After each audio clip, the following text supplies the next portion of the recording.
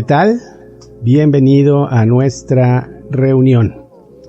El libro del profeta Habacuc es un libro corto de apenas 3 capítulos en el Antiguo Testamento de la Biblia.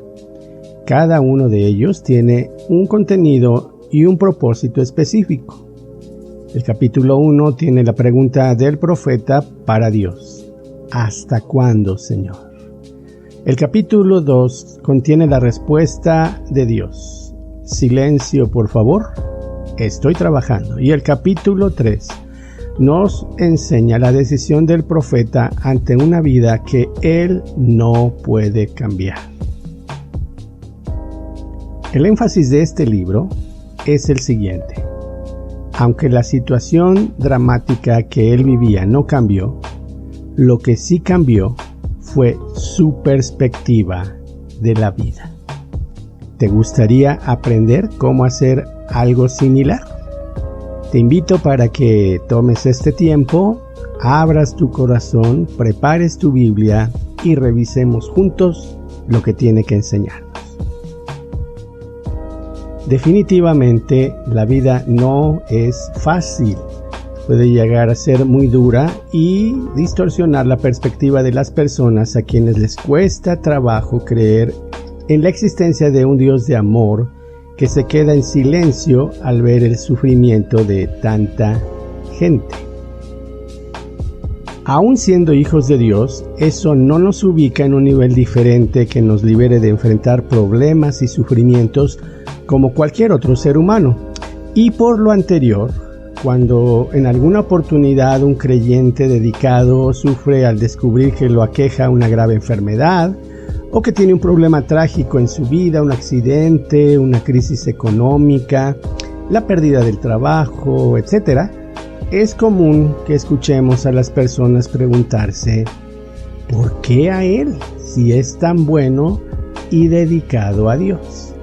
¿Sabes? Habacuc también demostró incomprensión frente a lo que estaba sucediéndole. Para él, el Señor parecía como adormecido, pero después, observando el texto, vemos que su preocupación no era tanto por su propio bienestar. Más bien, Habacuc estaba preocupado porque la reputación de Dios estaba siendo puesta a prueba. El objetivo que Dios estableció para nosotros no es que tengamos una vida tranquila, sin preocupaciones y que paremos de sufrir. Él quiere estar presente a nuestro lado en todo momento, sea bueno o sea malo, y entonces trabajar con su poder en nuestro corazón para que su gloria sea manifestada, para que el carácter de su Hijo Cristo Jesús sea desarrollado en nosotros y, de esta forma, nuestra fe sea mucho más sólida. Definitivamente necesitamos la ayuda divina para llegar a comprender la justicia de Dios en un mundo lleno de injusticia. Al explorar las páginas del libro del profeta Habacuc, percibimos que él sufrió una gran crisis espiritual, la cual constantemente le expresaba a su Señor. Capítulo 1, los versos 2 al 4 nos dan la idea de lo que te estoy hablando. En resumen, la conversación entre Habacuc y Dios era algo así como: por favor, haz algo. La injusticia y la maldad prevalecen en esta sociedad en la que vivo. Leemos textualmente Habacuc 1, versos del 2 al 4. ¿Hasta cuándo, Señor, he de pedirte ayuda sin que tú me escuches? ¿Hasta cuándo he de quejarme de la violencia sin que tú no hagas algo? ¿Por qué me haces presenciar calamidades? ¿Por qué debo contemplar el sufrimiento ante mis ojos? Destrucción y violencia surgen, hay riñas y abundan las contiendas, y por tanto se entorpece la ley y no se da curso a la justicia.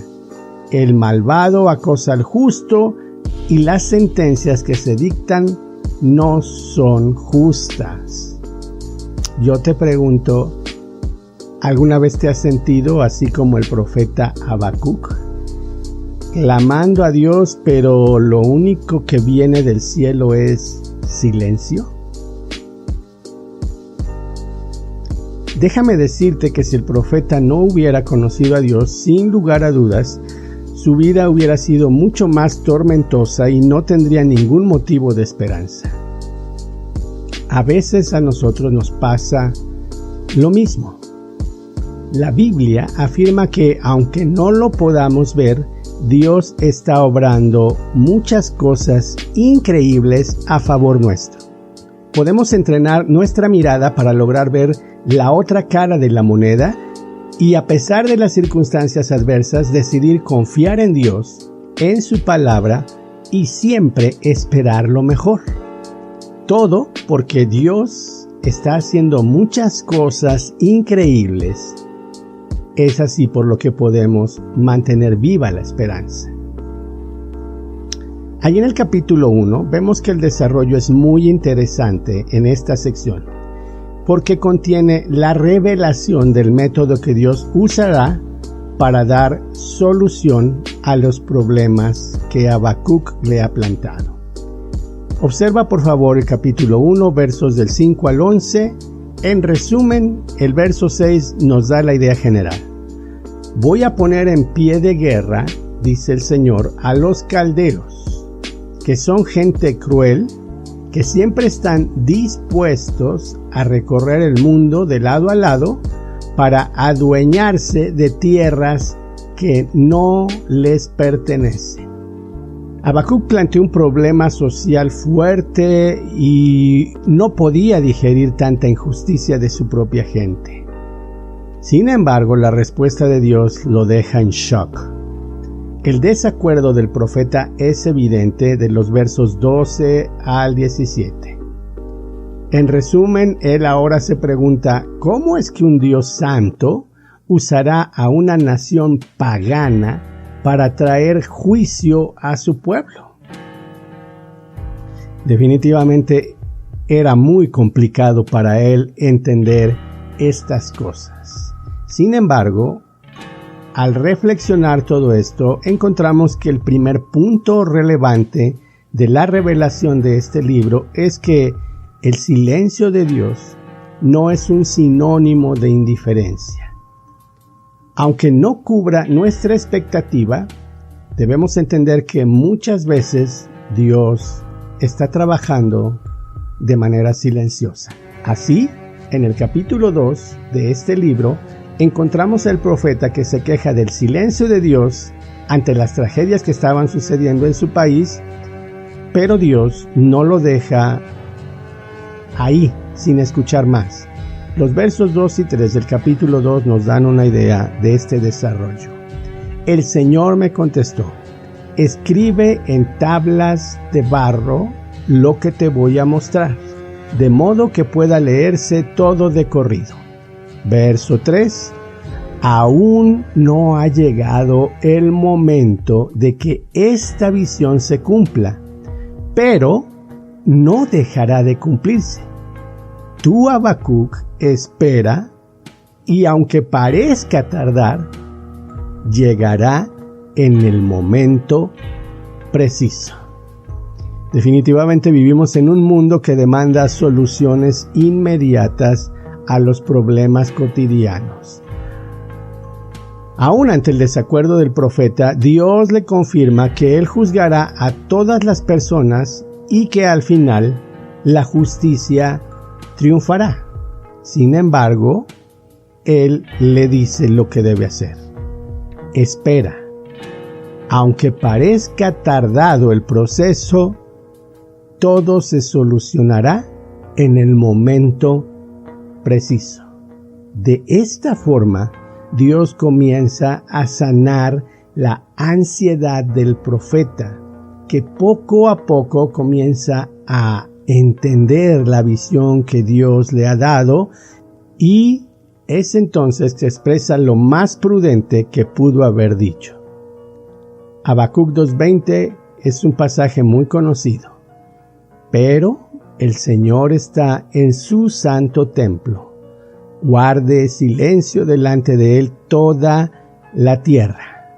Aunque este verso por lo general es entendido para recordar que todos debemos guardar silencio en la casa de Dios, podemos observar que el contexto de este pasaje no tiene nada que ver con la reverencia en la iglesia. En el Antiguo Testamento, el templo era considerado el palacio de Dios en la tierra. Era el símbolo de la presencia de Dios en medio de su pueblo, por lo que al declarar que Él está en su templo, el significado era claro. Amigos, Dios no nos ha abandonado. Él está en medio de su pueblo. Él está en su palacio. Por eso la mejor cosa que debemos hacer es callarnos y esperar la respuesta de Dios. Dejémoslo trabajar. Esa misma respuesta sirve para nosotros hoy en día. Dios nunca deja de estar en control de todo y su aparente silencio no es sinónimo de brazos cruzados. Es evidente que el gran artista del universo está trabajando y puliendo el capítulo final de la historia y obviamente cada capítulo de nuestra vida.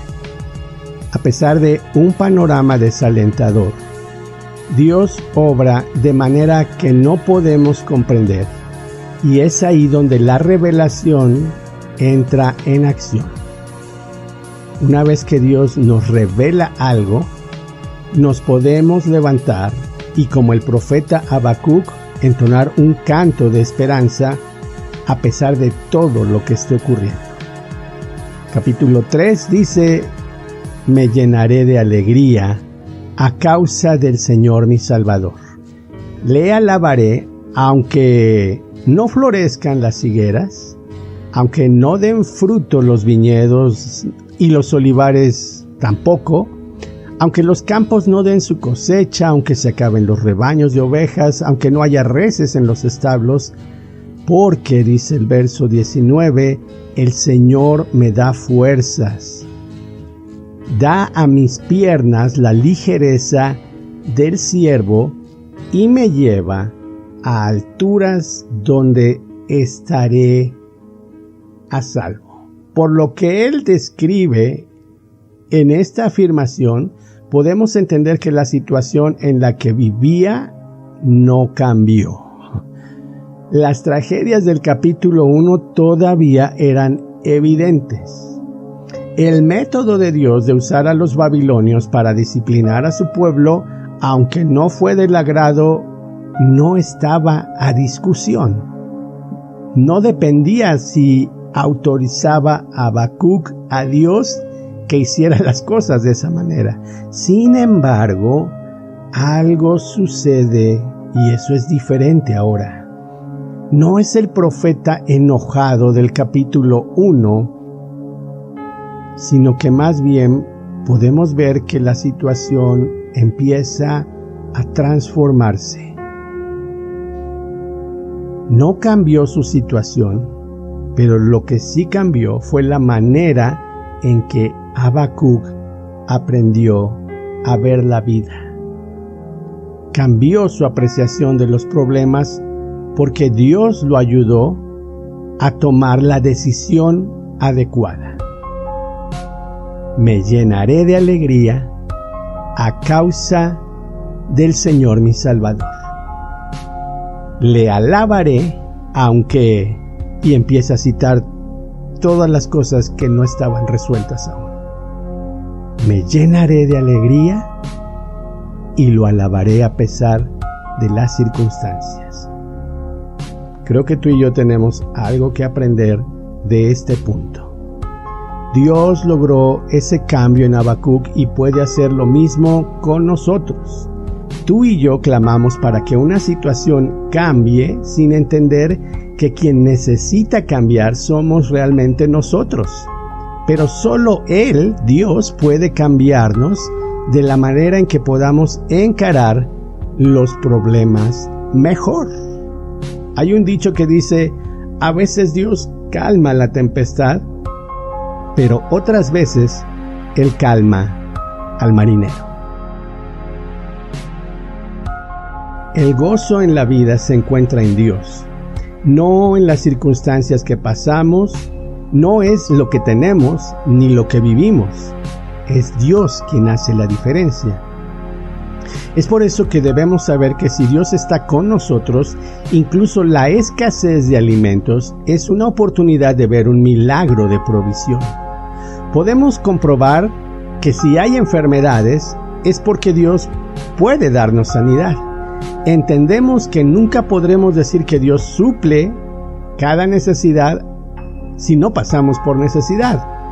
Y damos gracias a Dios porque, por difícil que pueda ser entenderlo, si somos débiles, entonces es Él quien nos fortalece de una manera sobrenatural. Como se presente la adversidad, sin importar la causa o la razón por la que las pérdidas hayan llegado a nuestra vida, Dios nos demuestra que Él es nuestra ayuda para enfrentar confiadamente cualquier situación adversa. Vivimos por su fidelidad. Vivimos gracias a la fe y la confianza en Él. Esta confianza no depende de nuestra prosperidad o el bienestar en el que vivamos. Nuestra fidelidad a Dios es el resultado de nuestra disposición de corazón. Ser fieles y ser leales. La lealtad paga y paga bien. Un principio de lealtad es lo que une a las personas más allá de las adversidades. Es un lazo invisible pero resistente que no es fácil mantener porque requiere paciencia, disposición y coraje o fuerza para soportar los inconvenientes. Implica modificar los planes para poder atender las necesidades de otras personas a las que queremos serles leales. Requiere sacrificios que afectan nuestras preferencias y comodidades, pero podemos mantenernos leales. Oremos para terminar. Señor, te entrego mi ansiedad y mis cargas, porque tú me sustentarás y no dejarás para siempre caído al justo, como lo dice tu palabra en Salmos 55:22. Aprendo a descansar en ti y me despojo de este peso que no debo seguir llevando. Aunque no cambies mis circunstancias, por favor cámbiame a mí para aprender a ver los problemas de tu perspectiva. En lugar de llenarme de ansiedad, me llenaré de alegría a causa de que tú, Señor, mi Salvador, me has dado la paz que necesito y yo te alabaré, aunque la vida no sea fácil. Te lo agradezco en el nombre de Jesús. Amén. Para terminar, quisiera agradecer a aquellas personas que nos sintonizan por primera vez y escuchan este mensaje. Amigo, amiga, tal vez hay cosas en la vida que tú enfrentas o has estado enfrentando en tus propias fuerzas. Sabes, la palabra de Dios quiere que tú sepas que Él te ama, que eres importante y que no te diseñó para vivir bajo el estrés o el peso de la ansiedad. Hoy puedes, si tú lo deseas, estar en paz con Dios, entregarle todas tus cargas y dejar que Él aligere el peso de la vida sobre tus hombros. Él puede sanar, transformar y usar tu vida de tal manera que tú mismo quedarás sorprendido. Te animo para que no dejes pasar el día de hoy sin hablar con tu Creador. Puedes ofrecerle la disculpa de no haberlo tenido en cuenta en tu vida. Puedes pedirle perdón y extenderle la invitación para que Él entre en tu vida, sane tu vida, cambie tu vida y te dé una mejor perspectiva.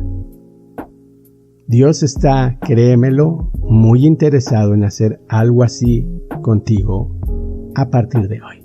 Te espero en nuestra próxima emisión y como siempre mi mejor deseo es que Dios te bendiga. Hasta la próxima.